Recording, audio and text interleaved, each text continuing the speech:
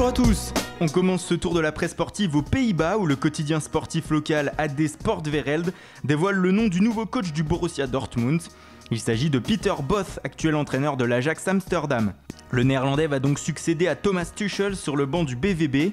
Il quitte Amsterdam sur une deuxième place en championnat et surtout une finale de Ligue Europa contre Manchester United.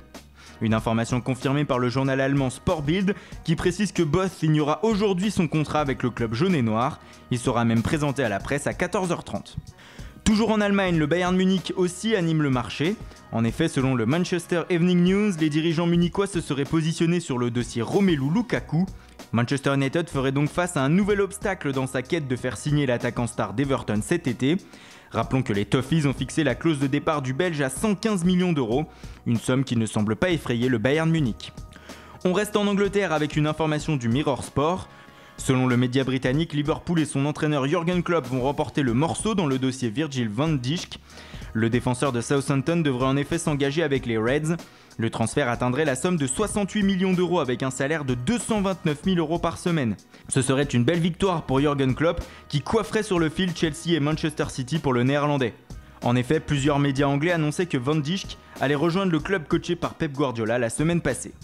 En Espagne, on s'intéresse aussi à un joueur de Première Ligue, à savoir l'attaquant de Chelsea Michy Batshuayi. Le quotidien sévillan Estadio Deportivo en fait sa une aujourd'hui. En effet, le FC Séville serait très intéressé par la venue de l'attaquant belge cet été. Déjà approché par Monchi l'hiver dernier, comme le souligne le quotidien, l'ancien Marseillais pourrait venir trouver du temps de jeu en Andalousie. Reste désormais aux Sévillans à négocier avec les Blues, peut-être plus enclin à un prêt qu'à un transfert sec. Rappelons qu'un retour en France et notamment à Marseille a aussi été évoqué. Direction l'Italie maintenant, où le Milan AC est le club le plus actif en ce début de mercato.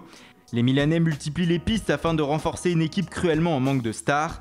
Ce matin, la Gazzetta dello Sport avance 2 pistes sondées par les Lombards. Il s'agit de Ricardo Rodriguez, l'arrière-gauche suisse de Wolfsburg, et de Pierre-Emerick Aubameyang que les Milanais ne semblent pas vouloir lâcher. D'autant que selon Tuttosport, le Milan a essuyé le refus de l'attaquant du Real Madrid Alvaro Morata. C'est la raison pour laquelle les Milanais insisteraient désormais pour le Gabonais. Mais en cas d'échec sur ce dossier, les nouveaux riches du championnat italien auraient une troisième piste. Elle mènerait à l'attaquant du Celtic Glasgow Moussa Dembélé selon Record Sport. Le journal écossais avance que les Lombards ont demandé une deuxième réunion avec le joueur afin de le convaincre de rejoindre le club. Enfin, on termine par l'autre club de Milan, l'Inter. L'officialisation de la nomination de Luciano Spalletti à la tête des Interistes ne devrait plus tarder selon le Corriere dello Sport. Et le technicien italien a déjà ses pistes prioritaires. Il aimerait recruter l'attaquant de la Fiorentina, Federico Bernardeschi, mais surtout le milieu du Paris Saint-Germain, Adrien Rabiot, qu'il voit comme un futur grand. Voilà, c'est tout pour aujourd'hui. Merci pour votre fidélité. Bonne journée et rendez-vous dès demain sur Foot Mercato pour une nouvelle revue de presse.